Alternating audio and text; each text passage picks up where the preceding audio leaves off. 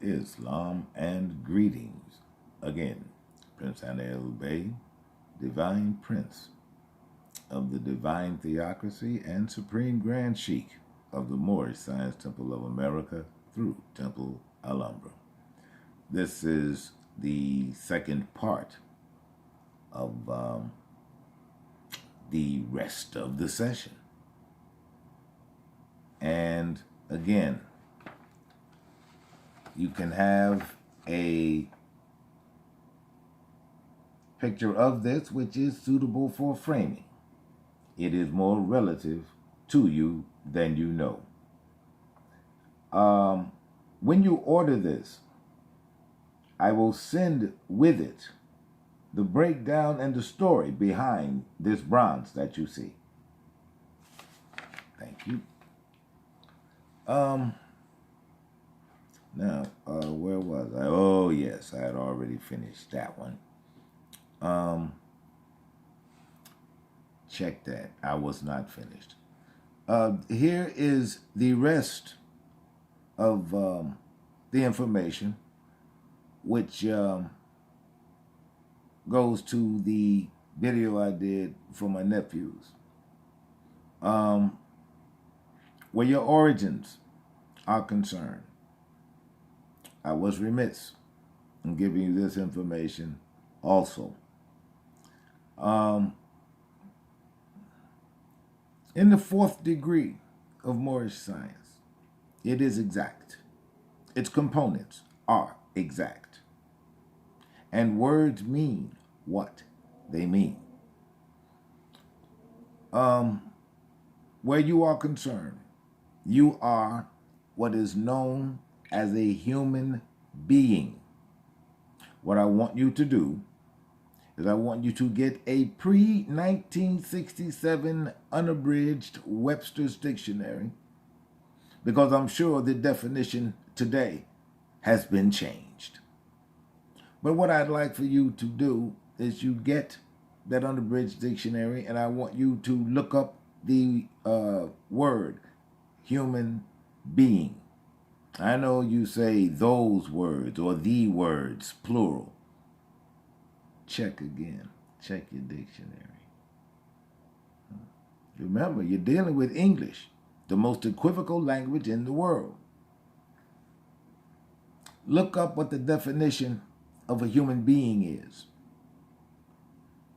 And when you look up the definition of human being, the definition that you will see for a human being, 2 words: a monster. The reason that you are defined as a monster, well, first I must tell you why you are a human being. You are a human being because you are a being that was created by humans. I am human. You are a human being. Creator, created, or creature. C-R-E-A-T-U-R-E. Creature. You are a creature of man. This is what makes you a human being. You are defined as a monster. You are defined as a monster because my people violated. They violated in your creation by creating you. By creating you. They wanted to play God. They wanted to play God by creating you, because they got lazy, because, they just thought they had so much brains. The physical labor was just not something they wanted to engage in, and they created you. But that is why you are considered a human being. You are also mankind, because you are kind of like a man. That's why you are mankind. I am man. You are mankind. And you are my nephew. You came from the eggs of my sister. Something else I was remiss in demonstrating to you in that video. When I referred to the old Southern movies, you know, the antebellum theme, that sort of thing. When I reminded you of what you used to call my sister during that period, you called her auntie, yes you did, but you also called her mama or mother. You had a part of it right there. I also need to give you some more information on what you are going to find on the Nazca Plateau. You see, the interdimensional people, they thought that you would have put it together by now. They thought you would have put those pictoglyphs together by now. I'm going to spell them out for you. They really did think you would have put it together by now. When you see that picture of, when you see that pictoglyph of that ring-tailed chimpanzee, this, and as I explained to you, it is because you have his DNA. You have part of his DNA in you. This is why you get lice. This is why you get lice. It is natural to you because of your DNA. And this is why you have to wash your hair every day, because you are prone to growing lice.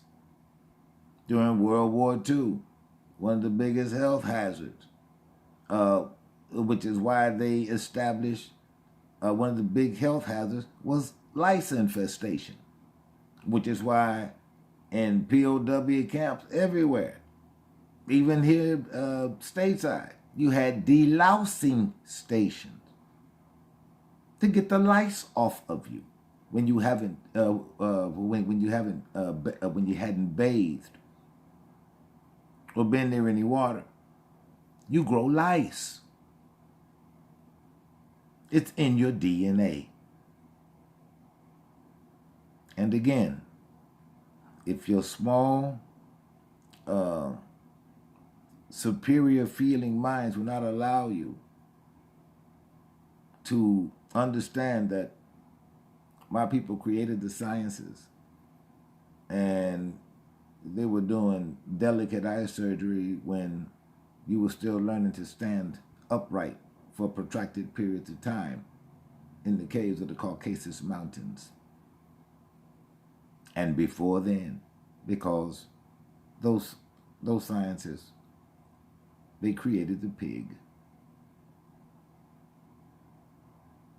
But because of your own arrogance, it's just difficult for you to fathom, isn't it? I know. Get over yourself. Get over yourself. Because the only thing new here is you. That's it. And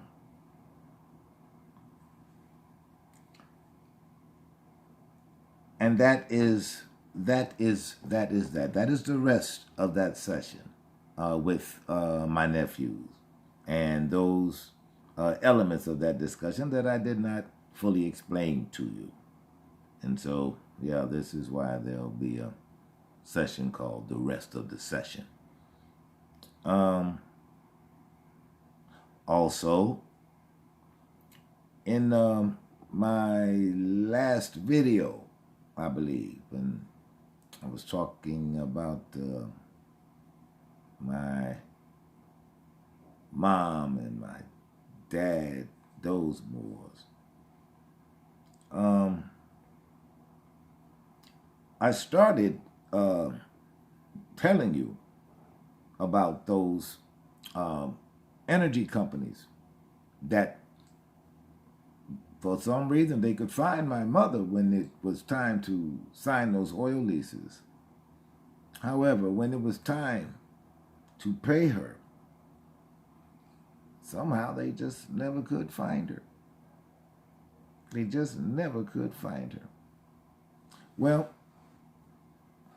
since I vested that property in the Moorish Science Temple of America, not only does this government have two bonds worth $1.2 trillion, and they are at the United States Treasury. I demonstrated to you all the public notice that I had the Treasury put into the Washington Post. I chose the Washington Post not by accident or because it was near where I was living. I chose the Washington Post because what I know is the Washington Post has worldwide distribution, which means that everyone in the world knows that the United States owes Philip Vernon Crowell Corporation $1.2 trillion. And having that vested into this government, the United States owes this de jure government $1.2 trillion and 9 years worth of interest now. 9 years worth of interest now. So keeping me in exile in my own land seems to be the order of the day. You withhold my wealth because what the United States knows is I'm going to build America with that $1.2 trillion. I'm going to arm my nephews and his militias. I'm going to ensure, with the help and assistance of Americans, I'm going to ensure that the things that matter to Americans get done. After all, we've got all the builders. They're on this side of the United States. We've got all the builders. But because I've made no secret of my intention, the United States is withholding my wealth. And after having communicated with the Department of the Interior, explaining to that entity, how energy companies have been stealing my oil and natural gas for nearly 100 years, and no one has bothered to pay 1 day's worth of royalties. And because I own it, well, no action's been taken. So yes, their intent is to keep your prince poor. And so the only support that I have, the only assistance that I have is yours. Because this is for you, not me. Because I told you, I am not important. I am not important. And I ain't nobody. I ain't no big deal. I ain't no great nothing. Nobody. But what I do know is evil only triumphs when good men do nothing. That much I know. And I will not die on my knees. As a prince, I can't see doing that. And as prince of this theocratic realm, which includes Egypt and Morocco, my people mean a whole lot more to me than simply resting on my laurels and being comfortable. Because you'll only be comfortable until the day you die. And what will you have left for your successors to be comfortable in their era? That's a question. And aside from having my mother change forms without getting anything from her birthright, well, of course I have taken up the mantle of justice on her behalf and on my behalf, because now it's mine. Now it's mine. And I turned it over to the temple. I vested it into the temple. Now, 3 times before, I have attempted to explain to people the importance and the power of living one's life, living a life of poverty. And I understand that people, by and large, they have problems with the spoken language. They have problem with the written language. I got that. I understand that. And when I say live a life of poverty, the only thing that they get in their minds is living their lives in poverty. Well, we all came from poverty. That's not what I'm saying. Not live your life in poverty. Living a life of poverty. What that means is you own nothing, but you control everything. You own nothing. I own nothing. I do not own that Jaguar. The temple owns it. I do not own my jewelry. The temple owns it. I own nothing. I own nothing. And that is part of the power of vesting in something. That's the power of vesting in something. You own nothing. Somebody want to take what you got? You get sued? What do you got? I ain't got nothing. I ain't got nothing. Because you own nothing. In this case, in my case, the temple owns the oil fields and natural gas wells. And unless we want to get into some serious religious discrimination, the United States has much to answer for.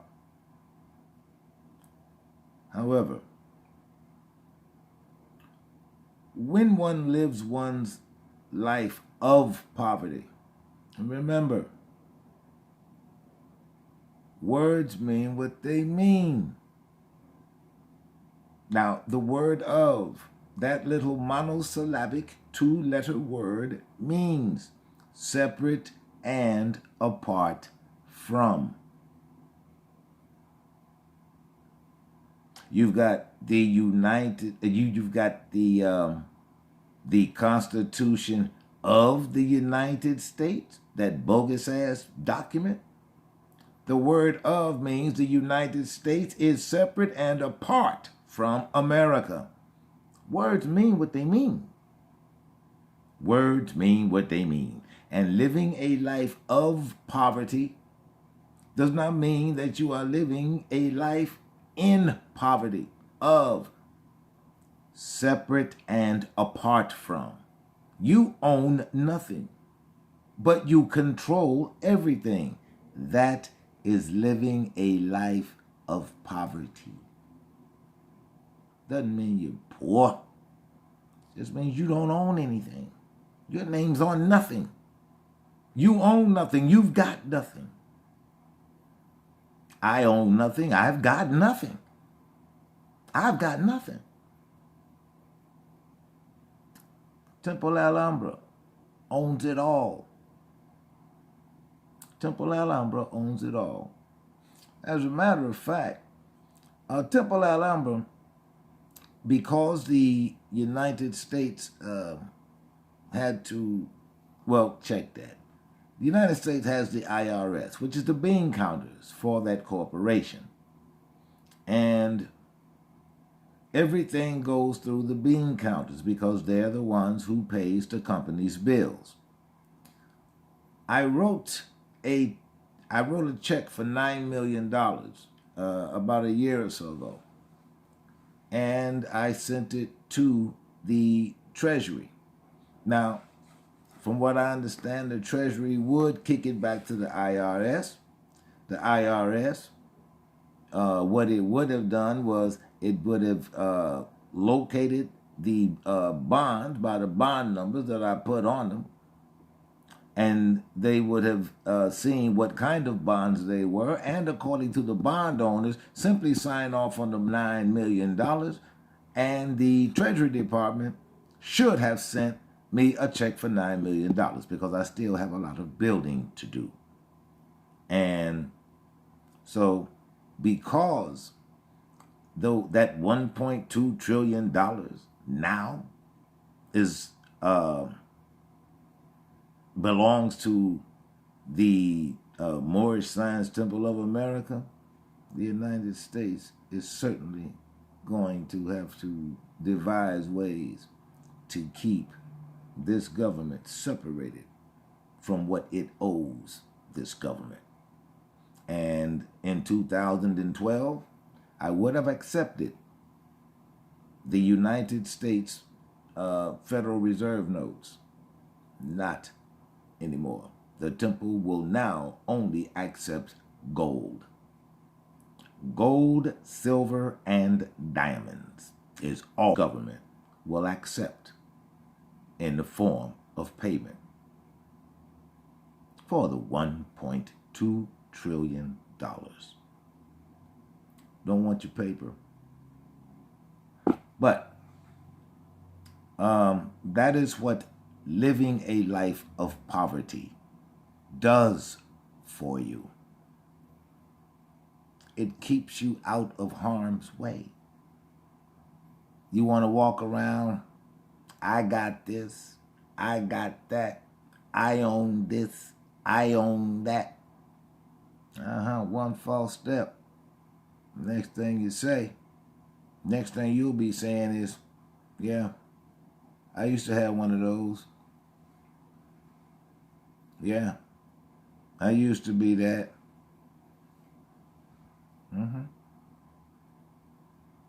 Because you don't think.